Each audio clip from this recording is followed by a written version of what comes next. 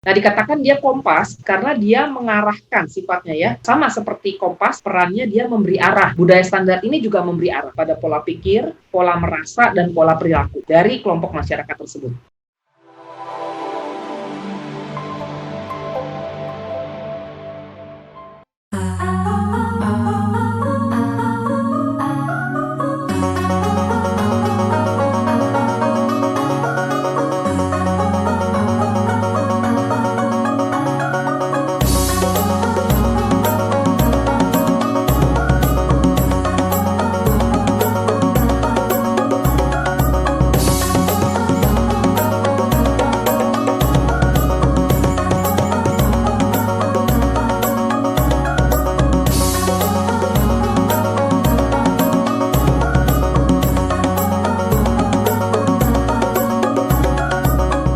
Jadi culture standard ini sebuah konsep untuk memahami budaya kita maupun budaya orang lain, tetapi dengan mempertimbangkan perspektif dari budaya itu sendiri. Ini tokohnya adalah Alexander Thomas, seorang psikolog antar budaya dari Jerman, yang mengatakan bahwa culture standard itu sebetulnya sebuah cara atau sebuah elemen-elemen budaya yang penting oleh sebuah kelompok budaya dianggap normal, tipikal, dan mengikat. Biasanya culture standard ini menentukan perilaku apa yang mereka bisa terima dan yang tidak. Dan ini menentukan penilaian dari mayoritas anggota dari kelompok budaya itu. Maka budaya standar atau culture standard itu berperan sebagai kompas dari si anggota masyarakatnya. Jadi dia itu dianggap sebagai sesuatu yang normatif dan diharapkan untuk dipatuhi oleh society dari budaya tersebut. Bervariasi, ada toleransinya, tetapi tetap ada rambu-rambu. Jadi tidak serta-merta diterima begitu saja. Culture standard ini ada dua jenis. Yang pertama yang dibilang central culture standard, ini yang cenderung mengatur kebanyakan domain dari perilaku dari budaya tersebut, berubahnya lebih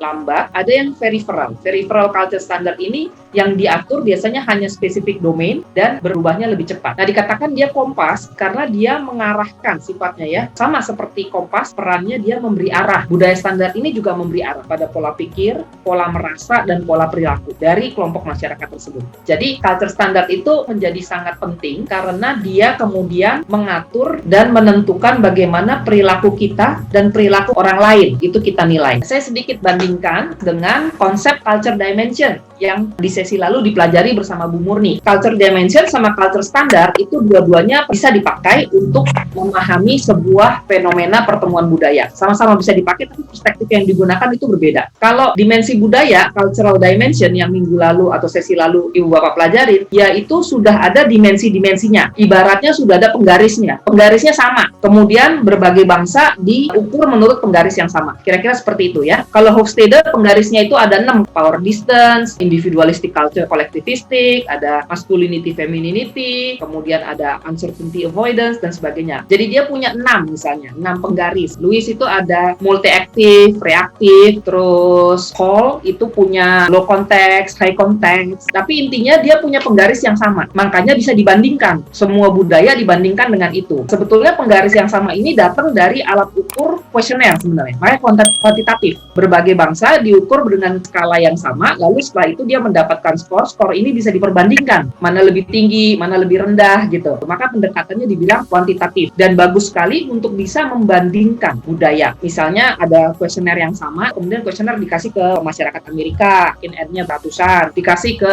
orang Jerman, dikasih ke masyarakat Indonesia gitu. Terus nanti skornya dibandingkan. Kira-kira seperti itu pendekatannya kalau untuk Hofstede. Kalau untuk culture standard yang pendekatannya Thomas, itu dia tidak menggunakan penggaris yang sama. Jadi dia masuk ke sebuah budaya sendiri, kemudian budaya ini dibedah istilahnya, makanya metodenya kualitatif ya. Dia dibedah, yang diambil adalah pertemuan-pertemuan budaya yang dilakukan oleh budaya ini yang dibilang sebagai critical incidents. Critical incident itu situasi-situasi kritis yang sering kali terjadi dalam bentrok antar budaya. Berbagai situasi kritis ini bentuknya biasanya cerita gitu ya, dikumpulkan. Dari sinilah dianalisis dan keluarlah culture standard untuk sebuah budaya. Jadi misalnya budaya Indonesia, kita lihat bagaimana pertemuan antara orang Indonesia dengan Jerman, bagaimana pertemuan orang Indonesia dengan Australia, bagaimana pertemuan orang Indonesia dengan orang China. Kemudian dicari typical problemnya apa, itu namanya critical situation. Kemudian dari situ dimunculkan beberapa culture standard atau pola-pola yang muncul. muncul. Nah, karena itu, maka culture standard ini tidak punya penggaris yang sama. Culture standard itu diangkat dari pertemuan budaya. Jadi kalau tadi saya cerita bagaimana culture standard itu muncul, dia muncul dari sebuah situasi kritis. Persoalan-persoalan yang sering kali muncul, typical problems pada pertemuan budaya antara satu budaya tertentu yang sedang diselidiki culture standardnya dengan budaya lain. Sehingga dasar penentuan culture standard adalah pertemuan budaya. Tapi kalau cultural dimension, dasarnya itu tidak pertemuan budaya, karena orang tuh kan diukur sendiri-sendiri masyarakatnya. Kuesioner yang sama dikasih ke bangsa Australia, dikasih ke orang Amerika, dikasih ke Indonesia, kan sendiri-sendiri dia. Tidak dalam pertemuan budaya. Nah, itu kekuatan kelemahan masing-masing pendekatan.